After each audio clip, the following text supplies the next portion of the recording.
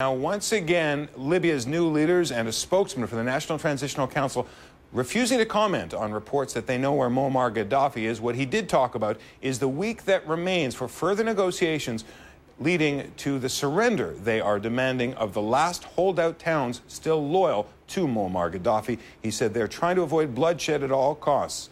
CNN's Nic Robertson joins us now on the line with the latest from Libya. He has spoken to Sept al-Islam Gadhafi and joins us now. Nick, what did he tell you?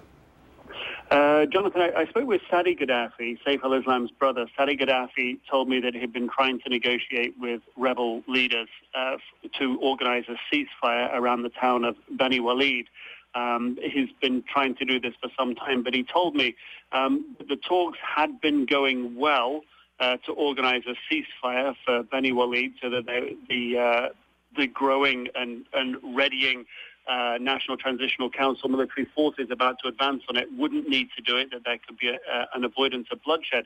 But he told me when his brother's speech, when Sept al-Islam Gadhafi's speech was broadcast just a couple of days ago, he said that's when things broke down with the National Transition Council. That's when the deal, the ceasefire that they were working on, that he felt was getting close, that's when it broke down. He said right now he believes the National Transition Council has several hundred vehicles ready and waiting to go into Bani Walid. He doesn't sense that there's any point in negotiating right now because he thinks the National Transitional Council is committed to its offensive on Bani Walid, which he believes will come from two directions. He says there are people in Bani Walid who want to avoid bloodshed, and he wants to try and organize that, but he doesn't see a lot of likelihood. I asked him, does he know where his father is or Sept is? He told me that he hasn't seen them for 2 months. I asked him where he was. He described himself as being a little bit outside of Bani Walid. He told me that in the recent days he'd been moving around a lot and had not had a lot of time to watch television.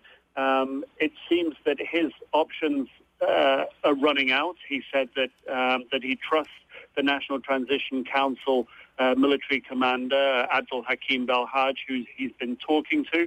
He trusts him, finds him to be a decent man.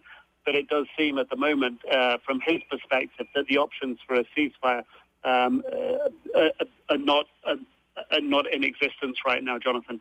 Nick, just to put this in context, you are describing a conversation you've just had with one of Muammar Gadhafi's sons. Gadhafi has a big family, but we've been concentrating on two sons in particular. Sept al-Islam Gadhafi, who has been the more prominent of the two sons and in recent days has been as fiery and as his father in his rhetoric against Western powers, against the Libyan rebels.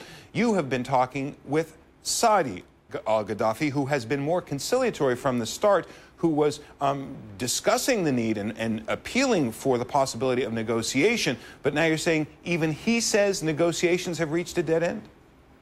From his perspective, he says that he is keen and willing to keep trying, but he feels that the National Transitional Council have made their mind up that they're going to attack Bani Walid, to take control of Bani Walid. And he says his understanding is that the ceasefire negotiations were going well until Sept Gadhafi, his brother's angry speech, as he described it, just a couple of days ago. That's when he said the situation ran out of, or at least the negotiations ran aground.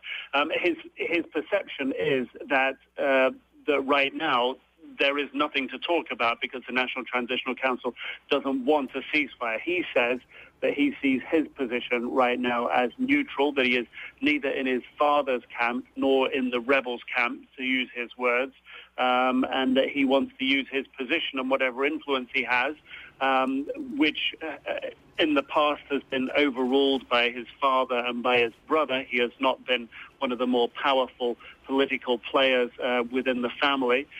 He wants to use whatever powers and influence he has to try and avoid bloodshed in Bani Walid. This is something he's been saying and working on for some time, John.